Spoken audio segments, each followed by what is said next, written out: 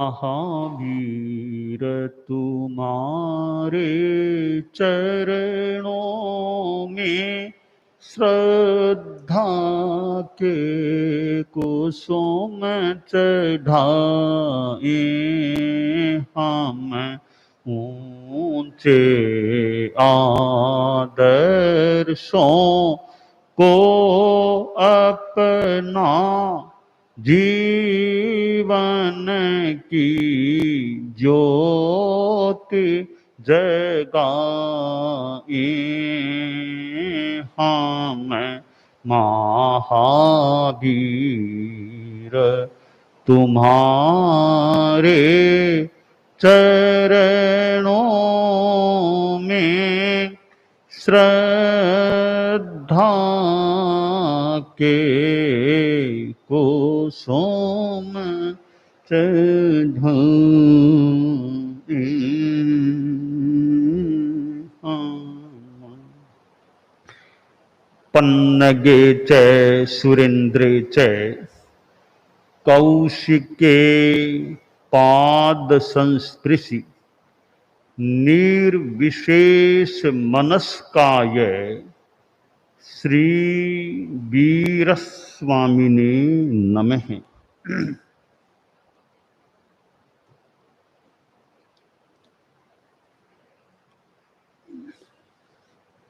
भगवई बिआह पन्नति में कहा गया है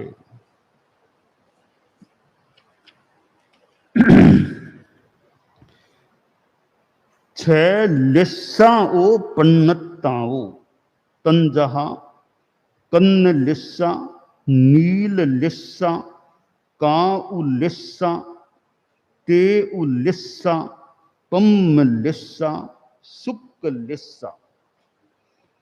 प्रश्न किया गया कि भंते लिस्याएं कितनी प्रज्ञप्त हैं। उत्तर दिया गया गौतम के नाम कि 6 लिस्याएं बताई गई हैं। 25 बोल के 17वें बोल में 6 लिस्याएं उल्लिखित हैं। कृष्ण लिस्या, नील लिस्या, कापोत लिस्या, तेजो लिस्या, पद्म लिस्या और शुक्ल लिस्या। भगवती सूत्र में लिस्या की बात है और 55वां सूत्र में भी एक लिस्या पर अच्छा यानी प्रकाश डाला गया है।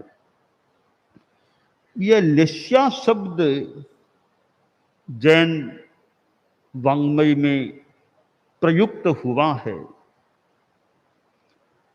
और एक वैसे महत्वपूर्ण बात बताने वाला शब्द है लिस्या। लिस्या का अर्थ भावधारा, परिणाम धारा किया गया है और लिस्या के संदर्भ में अधिकांश व्याख्याकारों ने बताया है कि ये लिस्या कैसे बना है। शब्द श्लेष या लेस के रूप में यह लिस्या शब्द व्याख्यात किया गया है।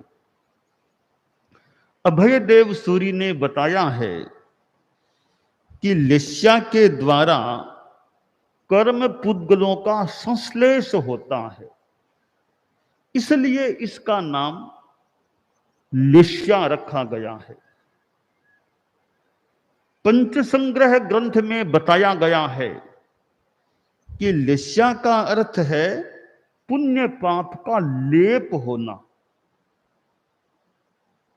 और आत्मीकरण करने वाली क्रिया है, लेप वाली क्रिया, वो लिस्या है।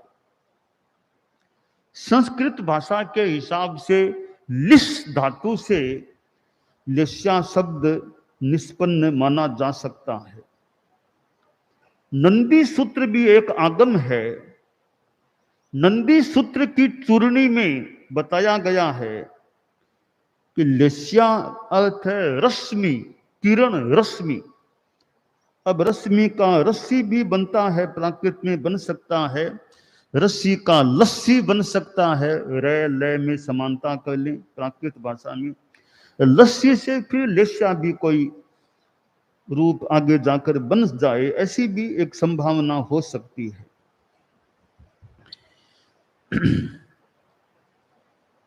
हमारे शरीरों में एक तेजस शरीर भी है, तो जो हमारे परिणाम हैं वे तेजस शरीर से प्रभावित होकर विद्युतीकरण को प्राप्त कर हमारे स्थूल शरीर, हमारे औदारिक देवों नारकों में वैक्रिय है, उनमें कहते हैं संक्रांत हो जाते हैं। तो लेस्या के संदर्भ में बताया गया है कि नामकर्म की एक प्रकृति है शरीर नामकर्म, और लेस्या या भावधारा की संरचना में 3 तत्वों का योग माना गया है। एक तो शरीर का योग, शरीर, दूसरा वीर्य लब्धि, तीसरा कषाय का उदय या विलय।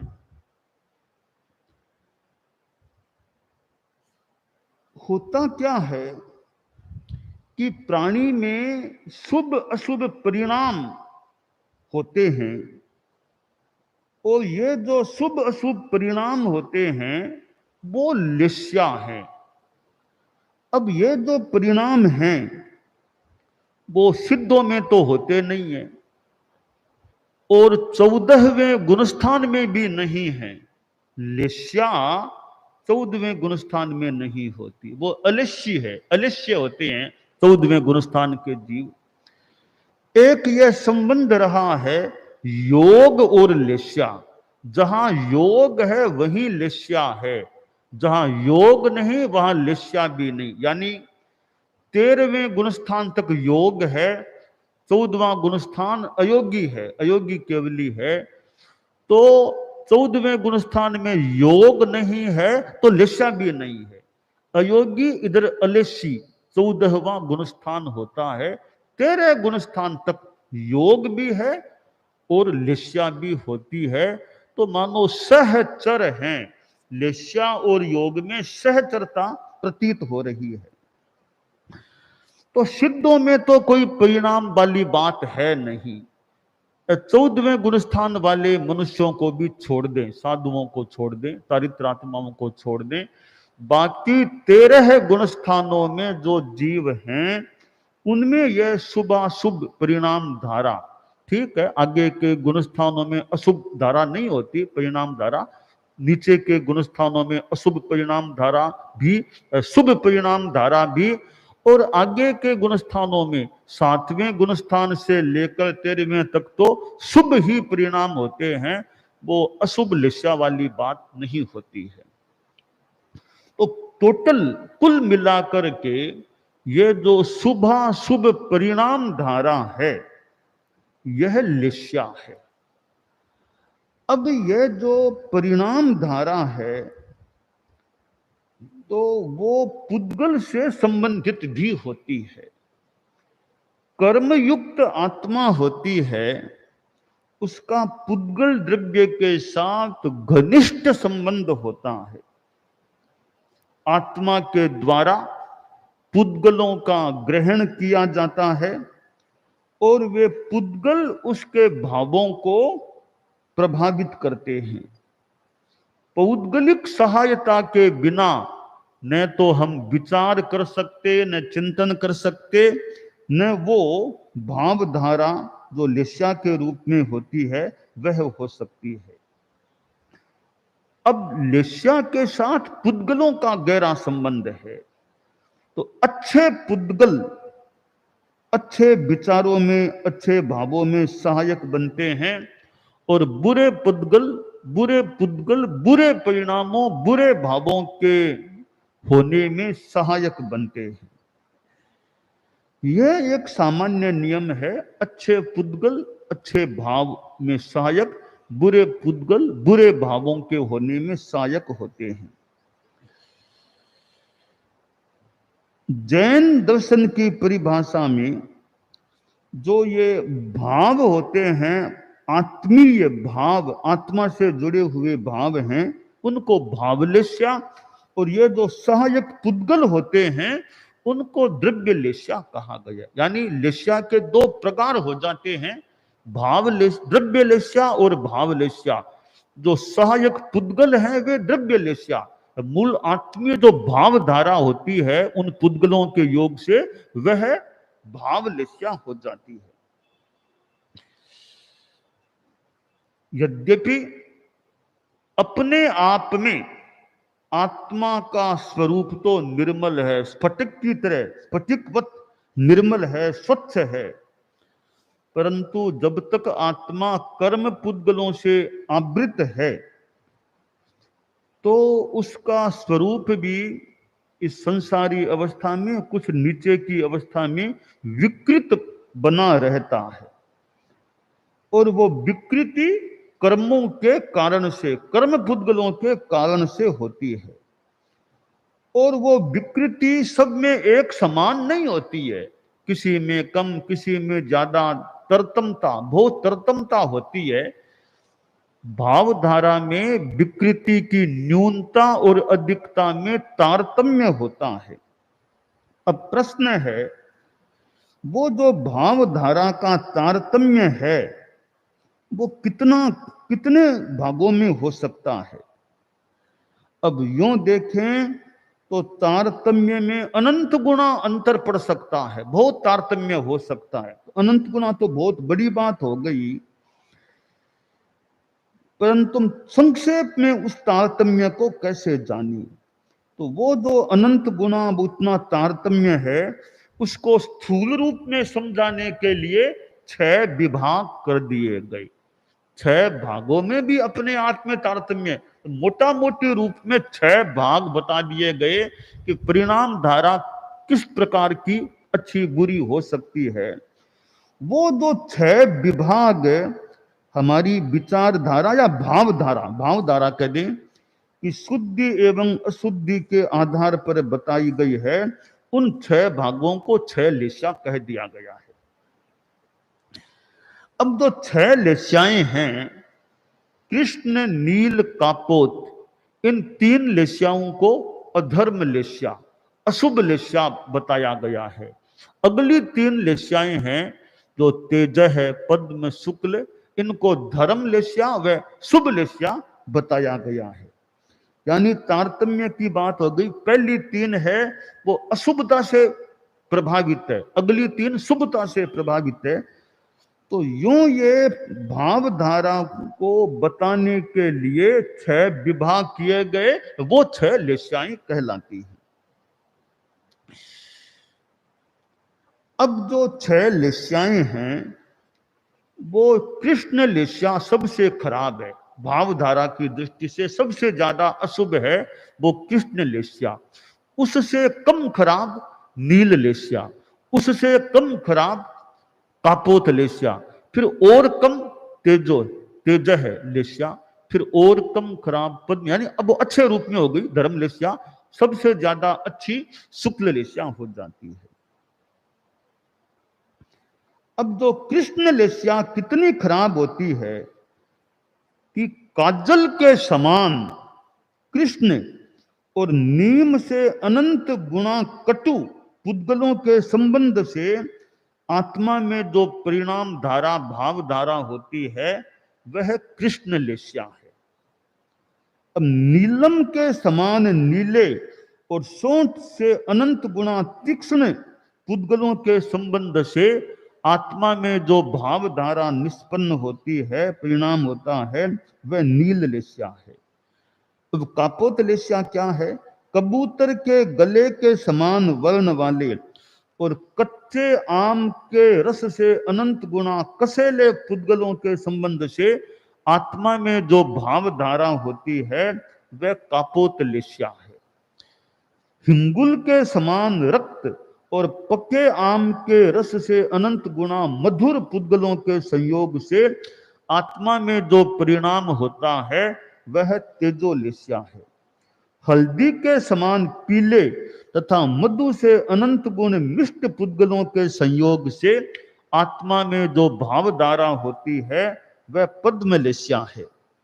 शंख के समान श्वेत और मिश्री से अनंत गुण मीठे पुद्गलों के संबंध से आत्मा का जो परिणाम होता है वह शुक्ल लेस्या है, यानी क्रम से वो निर्मलता की बढ़ोतरी हुई है।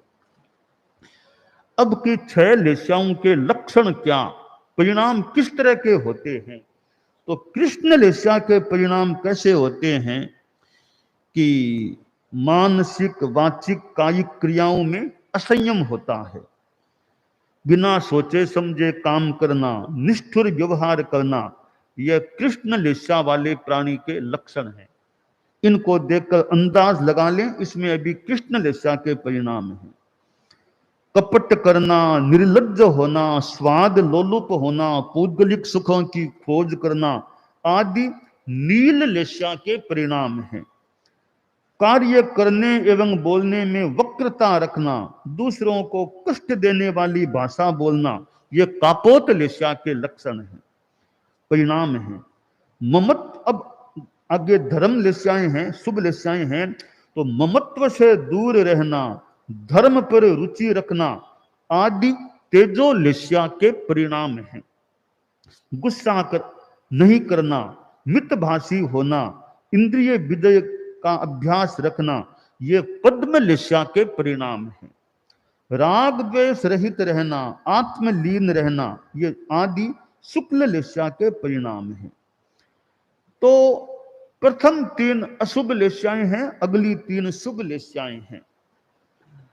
एक प्रश्न पैदा किया जा सकता है, हमारे उपासक भी हैं, संत लोग साधियां भी हैं, कि 6 लेस्याओं में हम देखें एक के बाद एक निर्मलता की ओर गति है।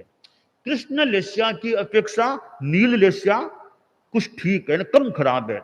नील की अपेक्षा कापोत कुछ ठीक है, फिर कापोत से तेजो अच्छी, तेजो से पद्म अच्छी, पद्म से शुक्ल अच्छी।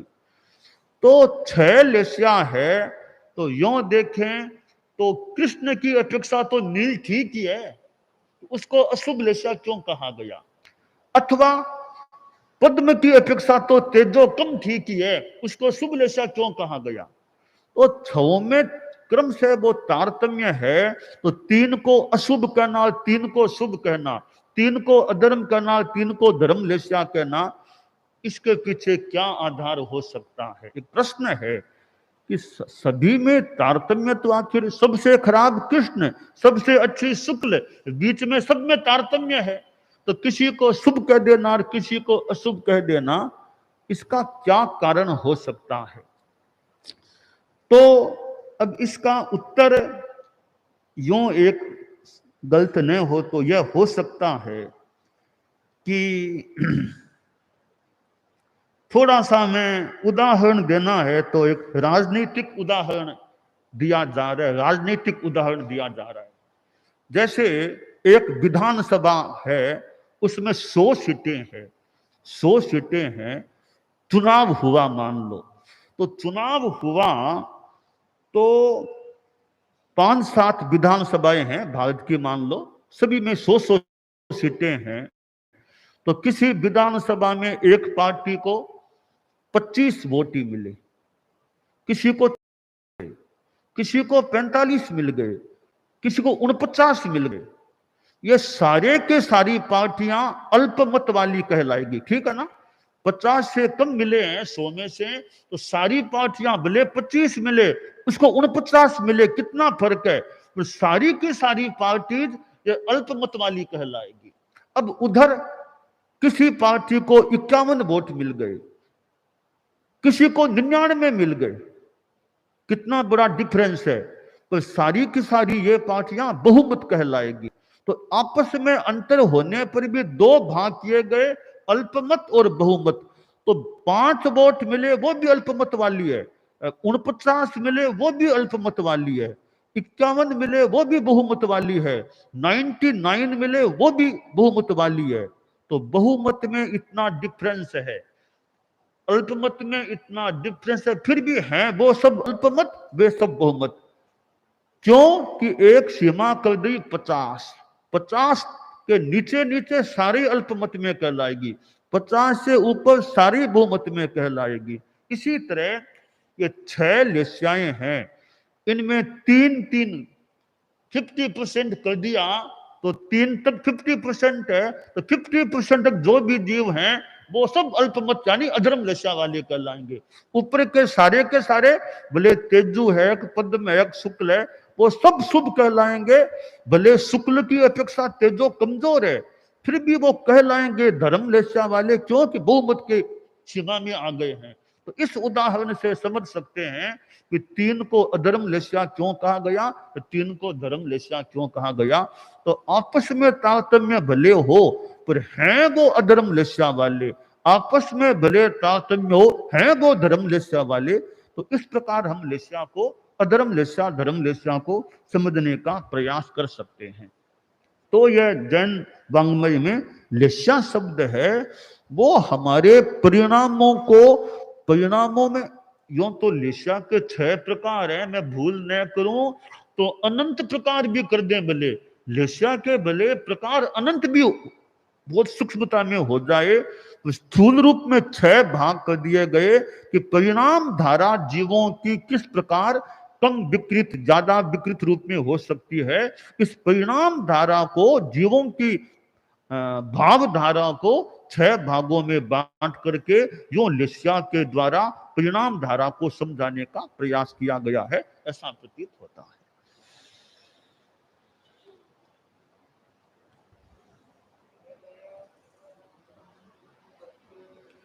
कालू यशो विलास।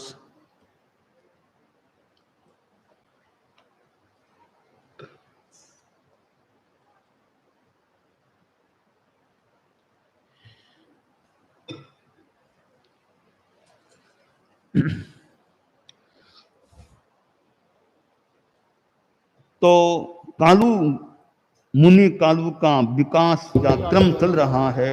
सौभाग्य घड़ी श्री कालू है गुरु मगवारी, गोद में पा जीव जड़ी, पल पल सफल मनावे परम प्रमोद में, निस दिन गुरु चरण शरण विचरे, सर्वस्व समर्पण चरित चरे, विषय वासना रो विसरे, सौभाग्य घड़ी कही कालू कालू मन मोद,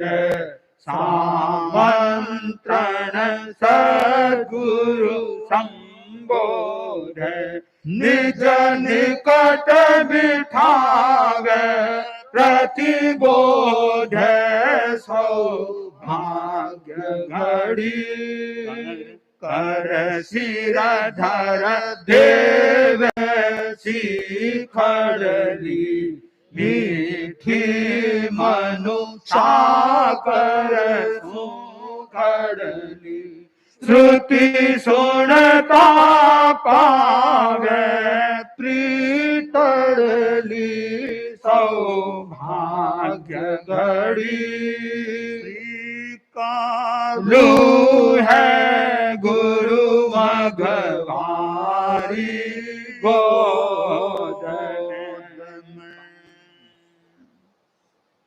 मुनि कालू मानो मगवागणी की गोद में है, और मगवागणी को सायो सानिध्य और गुरुकुलवास में रहने को मौको, संभवतः मुनि कालू न्यारा में तो कोई चौमासो करी को नहीं वाला, मुनि कालू अंदाज न्यारा में गुरुकुलवास में रहना हो, या अपने मुनि दिनेश जी है खालते न्यारा में कभी चौमासो नहीं करी, खालते प्रत्येक चौमासो गुरुकुलवास में करी है, मुख्य मुनि है ना, हालता ही मुनि मुख्य मुनि नारा में चौमास कभी करी को नहीं, गुरुदेव की कृपा। यानी दिनेश जी लंबो काल हो गयो दीक्षा लिया ने 37 की साल दीक्षा ली दिनेश जी, तो 40 32 हो गया, 42 साल होने वाला है। 42 साल लगातार हर चौमासो गुरुकुल वास में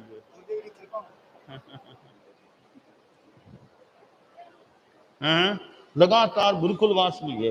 अंत तो कम कम बस कम हुआ ऐसा, अन्य तो 42 साल गुरुदेव की कृपा लगातार गुरुकुल वास में। गुरु जठ रखा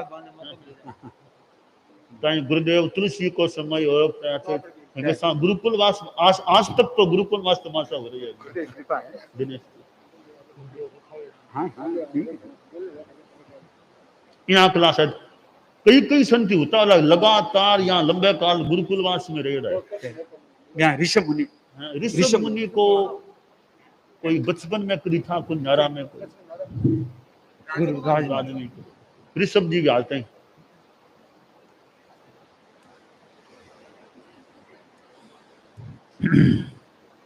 तो मुनि कालू ने गुरुकुलवास में रहने को मौका मिलो और मगवाग्नि की कृपा, मगवाग्नि का फरमाता कालू कालू कालू, वो कालू कालू शब्द गुरु के मुख से निकल तो कोई महत्वपूर्ण खन्ने बिठामता कालू मुनि कालू ने प्रतिबोध देवता फरमाता सिखाता जो भी के माथे हाथ धिरानता शिक्षा फरमाता संयम में रम्यो रम्यो रहनो परेशान सहन कर, जो भी काव्य में बातें दी गई है। और संस्कृत भाषा के प्रति मुनि कालू में रुझान, संस्कृत भाषा पिण ऊंची है, जैनागमनी या कुंची है। मगवाग्नि को संस्कृत भाषा पर यहाँ रुझान हो का जैन आगमा की दृष्टियों संस्कृत भाषा कुंची है, क्योंकि जिकने संस्कृत भाषा को ज्ञान हुए वो आगमा को अर्थ समझने में आसानी हो सके। संस्कृत को ज्ञान हो जावे पछे प्राकृत का आगम पढ़े तो पछे आगम को अर्थ पकड़ना ज्यादा आसान हो जावे। संस्कृत नहीं जाने तो बीते भी रूप, हालांकि यहाँ तो खयोप समय स्वामी जी भिक्षु स्वामी आवे कि अर्थ पकड़ता वह एक विशेष बात है। तो संस्कृत को ज्ञान हुए तो आगमा ने समझनो संभवतः ज्यादा आसान हो जावे।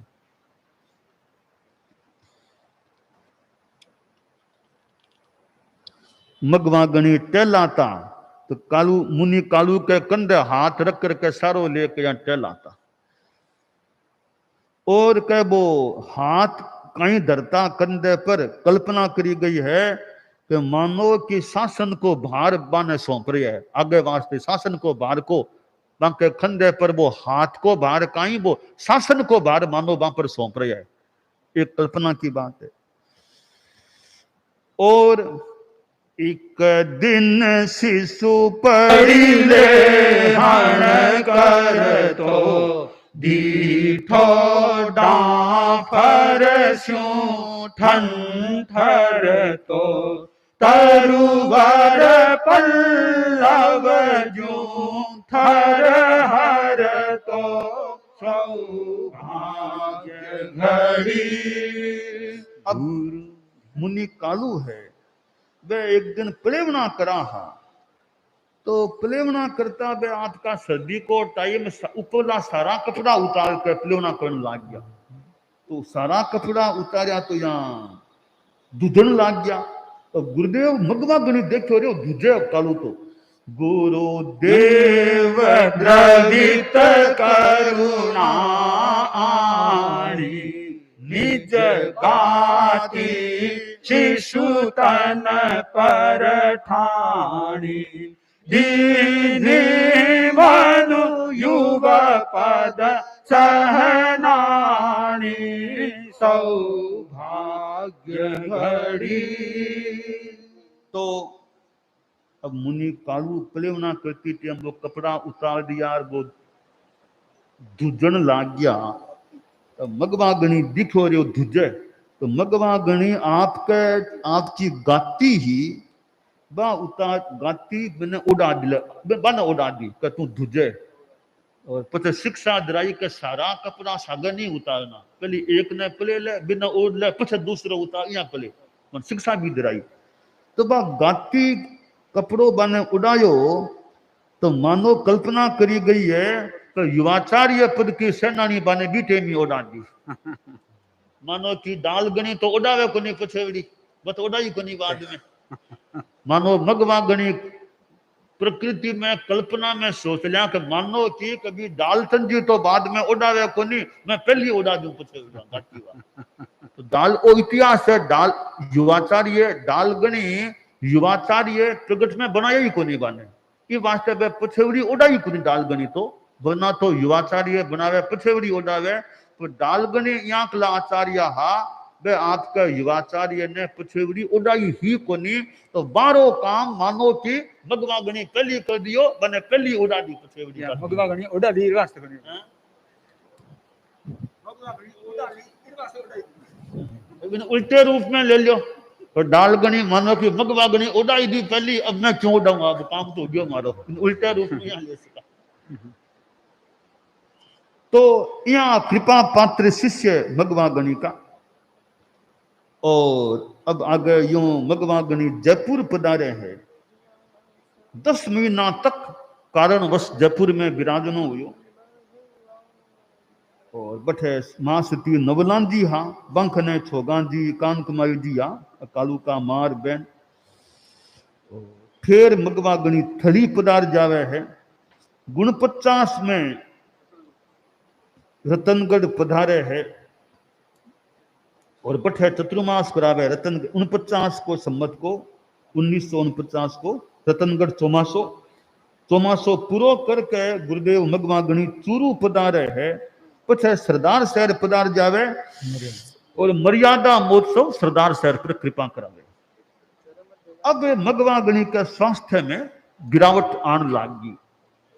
अस्वस्थ अंग मघवारो रहने लाग्यो, शिशु कालूरो कोमल हिरदो कुमलाव्यो, भारी शरीर कुख उठने री बीमारी, उनाल री राता बात्यास करारी, मुख थूक सूक रसना करड़ी कांटे सी, बन जादे चैनी बनी रहे कम देसी, संघीय व्यवस्था रोदायित्व निभानो, सहयोग स्वल्पता कड़ी कसोटी जानो, श्री जयाचार्य वर अंतिम वर्ष 18 निश्चिंतरया मघवा युवराज सहारे, मघवाला रे अगलो युवराज नहीं है, न्यारा में विचरण माणक वृत्ति रही है, न्यारा में विचरण माणक वृत्ति रही है। सरदार शहर में विराजे है मगवा गणी और स्वास्थ्य में कुछ तकलीफ हो रही है, शरीर भारी हो मगवा गणी को, और वो कुख उठने की समस्या, उन्हाले की राता में प्यास लागनी, जीभ सूख जाती, सूख के कांटे सी कलड़ी हो जाती जीभ मगवा गणी की गर्मी के महीने। अब बेचैनी होती, कम बेसी बेचैनी हो जानती। अब शरीर की आ स्थिति हो रही है, गर्मी कुख उठने की स्थिति, जीभ यहाँ कांटे सी कलड़ी हो जावे, रात में पानी पीनो को नहीं, थूक मानो सूख जाऊं तो इस वास्ते की स्थिति के मायने थोड़ी कठिनाई हुई। एक तरफ संघीय काम भी संभालना आचार्य होने के नाते, युवाचार्य कोई है को नहीं खने, और भी थोड़ा सहयोगी कमी भी रही। एक कसौटी सी सामने आ गई। जबकि दयाचार्य हा बने तो अच्छा सहयोगी मिल गया। 18 वर्षों तक युवाचार्य मगवा खन्ना हा बने तो एक सहयोग अच्छो मिल गयो, परंतु मगवा गणी ने वो सहयोग प्राप्त नहीं हो रही है। तो मुनि श्री माणकलाल जी स्वामी जी का बाद में आचार्य बनिया, व्यक्ति नारा में विचरने में रुचि रखता जो भी हो, मगवा गणी ने सारो नहीं मिल रही है।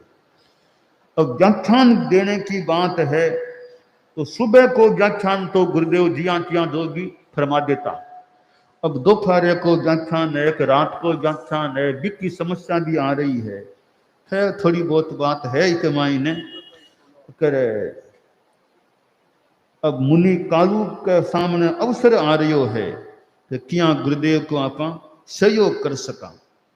मगवा गणी सिखा था मुनि कालू ने, यहाँ गाने को सिखाता और बोलने की विधि व्याख्या कला बाबी मुनि कालू ने बताता सिखाता। यहाँ शिष्य को निर्माण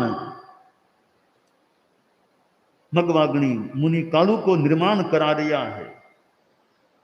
और एक बार कोई संत बोलिया मगवागणी ने, संत लोग आजकल गुरुदेव संता में जागरूकता कोनी, छोटों लेके बड़ा ताई प्रेमना और ना जागरूकता नहीं है संता में, बढ़िया स्थिति कोनी। और कहीं ठेठ कालू दियांक लो, छोटो साधु कालू है, बंके भी जागरूकता नहीं है प्रतिलेखन करने में। तो मगवा गणी आप बात सुनी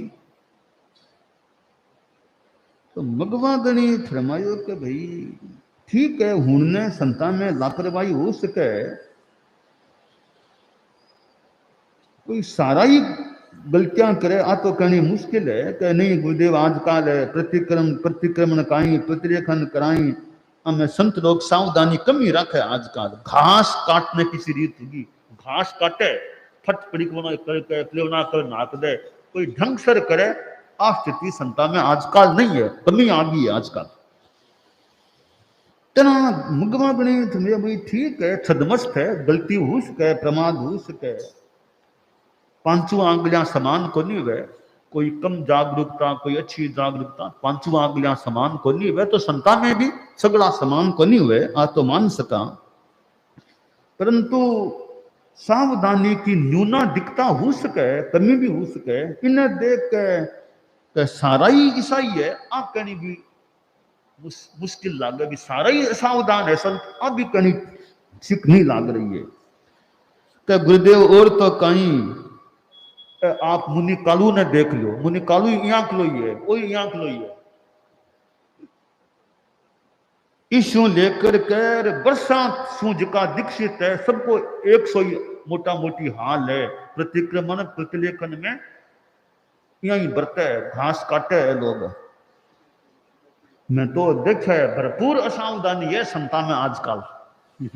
संत बोलिया, एक संत बोलिया मगवा गणी ने, जना मगवा गणी समझो भाई सबकी तो मैं को नहीं कह सकूं, परंतु कालू ने तो मैं देखूं, कालू तो मारे खने बैठ के प्रतिलेखन करया करे, प्रतिक्रमण भी मारे खने करे, प्रतिलेखन ही मारे खने करया करे, तो इरे वास्ते तो मैं कह सकूं टाबर होकर के भी कि मैं चर्या के प्रति अच्छी जागरूकता है, इसके वास्ते मैं कह सकूं। और कईया की अपेक्षा तो वो ज्यादा अच्छो ठीक काम करे, यानी मुनि कालू के प्रति मगवा गणी का विचार, मगवा गणी को विश्वास या को रुझान हो, तो कालू कईया कहता ठीक है, आपकी चर्या के प्रति जागरूक है। तो यहाँ गुरु को विश्वास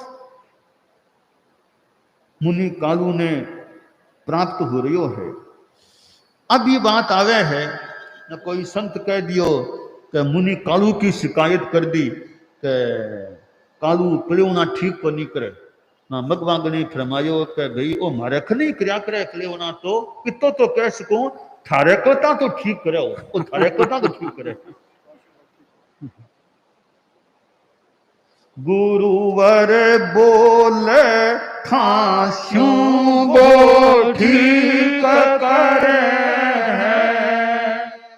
हड़ू करमी है पापास्यूं स्वयं डरे है विश्वास जमायो मघवा अंतर मन में व्यक्तित्व निखरण लगो स्वतः जन जन में व्यक्तित्व निखरण लगो स्वतः जन जन में काल मुनि को व्यक्तित्व निखार ने प्राप्त करायो है जन लोगा में भी निखार लोगा में अच्छो ज्ञान लागे हो रही है मुनि कालू को अब मगवा गणी को स्वास्थ्य ठीक कोनी तो सरदार शहर में विक्रम संवत 1949 में चैत्र बदी दूध ने मगवा गणी मुनि श्री माणक लाल जी ने युवराज पद प्रदान कर देवे है और चैत बदी पंचू ने महाप्रयाण ने प्राप्त हो जावे मगवा गणी तो तेरा पंथ को वो 5वां अध्याय समाप्त हो जावे और मगवा गणी पधार गया तो ओ मुनि कालू के वास्ते एक सदमो पहुंचाने वालो प्रसंग सो बन गयो तो मगवा गणी पधार गया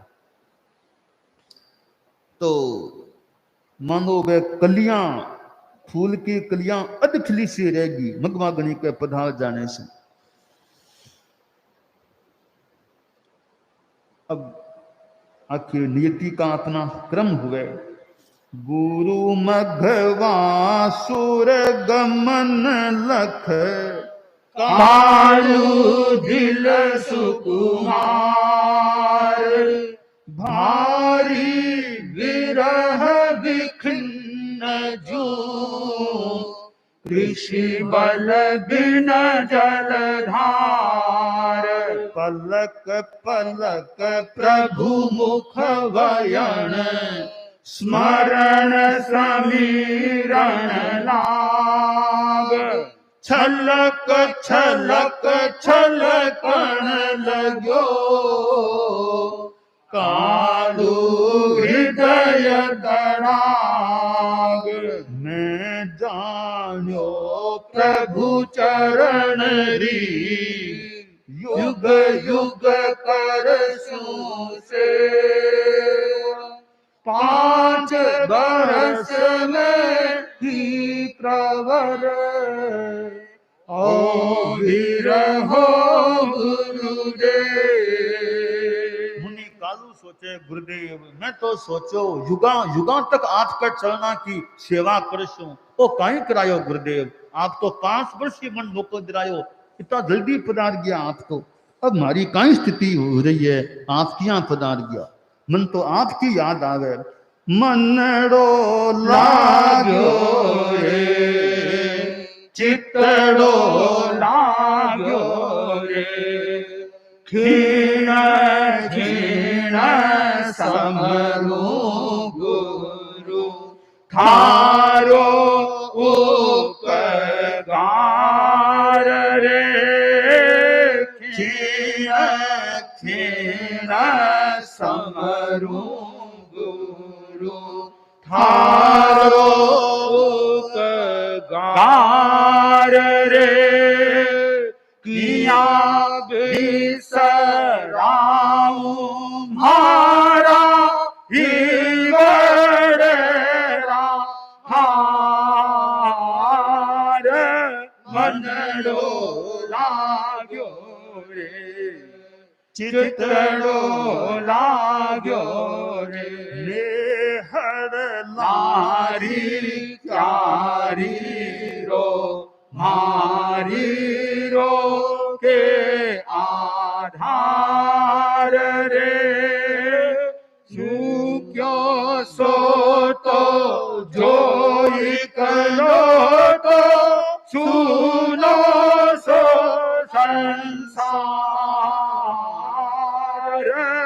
मनड़ो लाग्यो रे चितड़ो लाग्यो रे मूरतड़ी मनहारी थारी जिनवर रे अनुहार रे मूरतड़ी मनहारी थारी जिनवर रे अनुहार रे मारे रोम रोम में मति में स्मृति में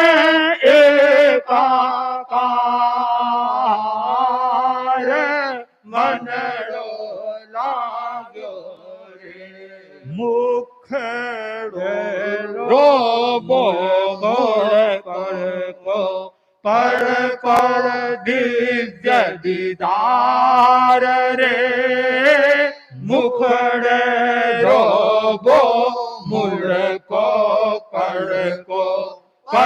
पर दिव्य दीदार रे हर को पड़ गयो भानुड़े रो भड़ को भी निहार मनड़ो लाग्यो रे चितड़ो लाग्यो रे क्षीण क्षीण समरो गुरु हारो उपकार रे क्षीण क्षीण समरो गुरु थारो उपकार रे किया बिसराऊं मारा हिवड़ेरा हार मनड़ो लाग्यो रे चितड़ो लाग्यो रे।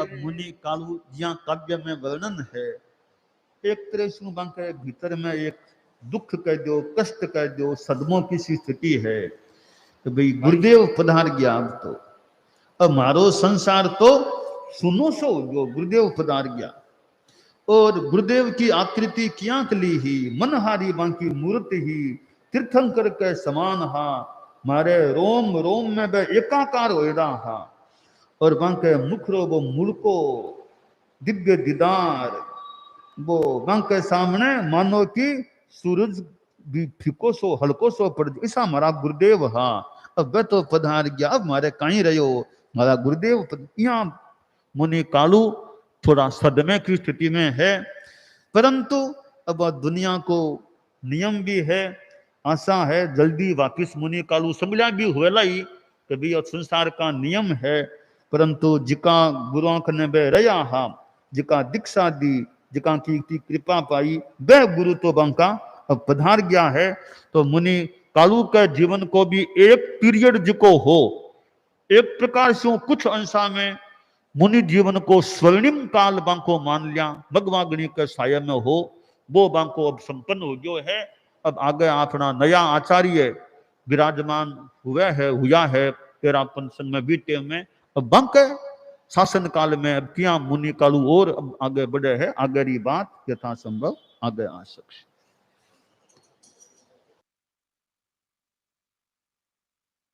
परम पूज्य गुरुदेव का मंगल प्रवचन कालू यशोविलास का आख्यान और वहां पर यह प्रवचन व्याख्यान रुका है लोग चाह से कल आगे का सुनना पसंद करेंगे और अब मुनि विकास कुमार जी एक गीत की प्रस्तुति आप लोगों को तपस्या की प्रेरणा के लिए देने जा रहे हैं और परम पूज्य गुरुदेव के द्वारा आज जो लेस्या का वर्णन हुआ उपासकों की क्लास 25 बोल की क्लास दोपहर को तत्वज्ञान की चलती है तो लेस्या को तो अलग से समझाने की अब जरूरत ही नहीं है क्यों कि परम पूज्य गुरुदेव से अमृत रूप में समझ लिया अब तो उसको अलग रूप में समझने की कोई जरूरत नहीं है आप लोगों को ऐसे ही वह एक अच्छा क्लास का क्रम मिल गया है अब मुनि विकास कुमार जी गीत के महामनस्वी महातपस्वी आचार्य श्रीमन चन्नों में सादर वंदना। कर लो अठाया अभिमास खमणत कर लो अठाया अभिमास खमणत कर लो तप जीवन रो साचो सार तप जीवन रो साचो सार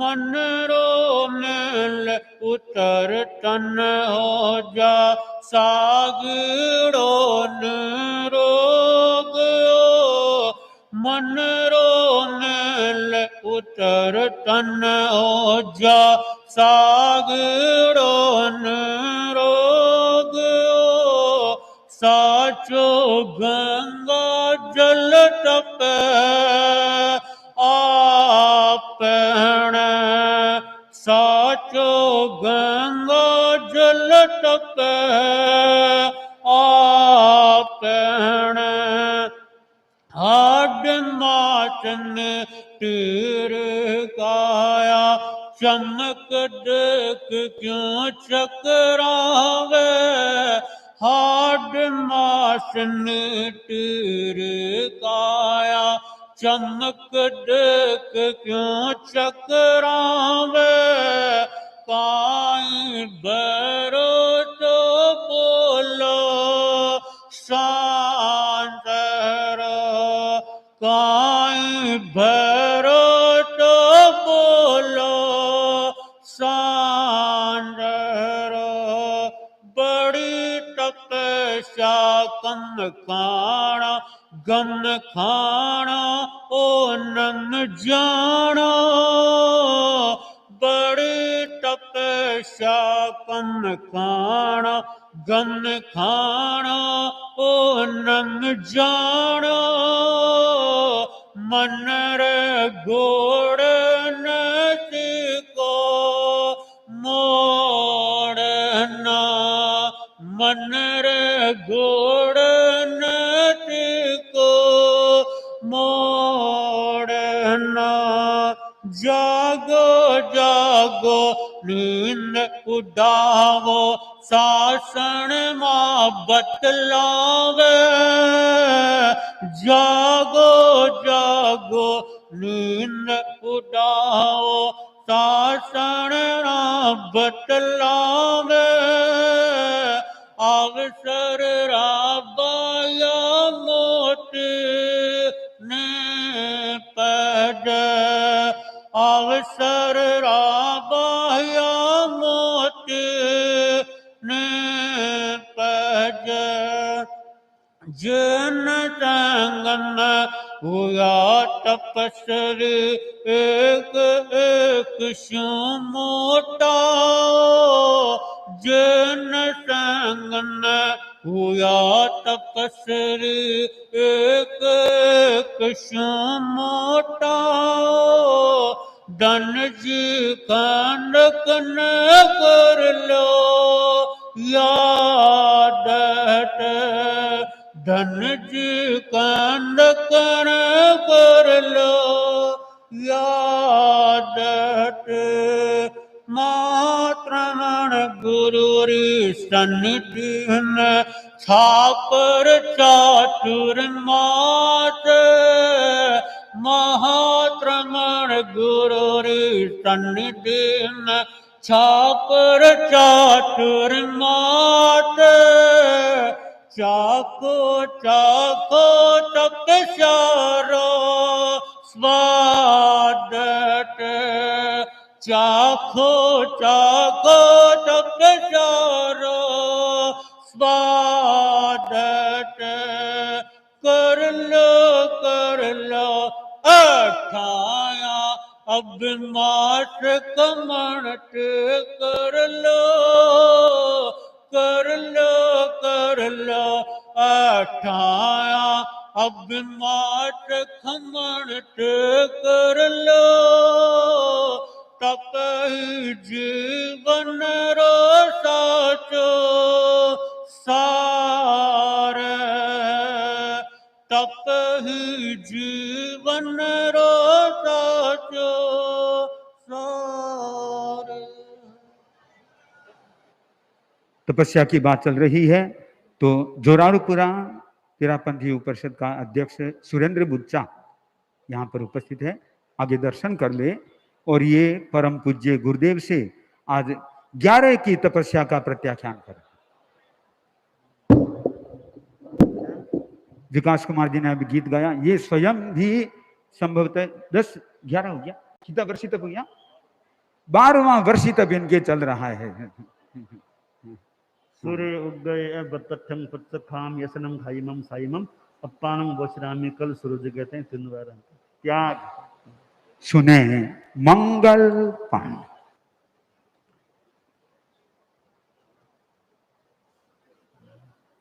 तपस्या का प्रत्याख्यान करना चाहें वे उपवास बेला तेला चोला पंचोला छह की तपस्या का और जो भी है उपवास बेला चोला पंचोला जो भी है कल सूरज कहते हैं तिनवार त्याग है। अरहंता मंगलम सिद्धा मंगलम साहू मंगलम केवली पन्नत्तो धम्मो मंगलम। अरहंता लोगुत्तमा सिद्धा लोगुत्तमा साहू लोगुत्तमा केवली पन्नत्तो धम्मो लोगुत्तमो।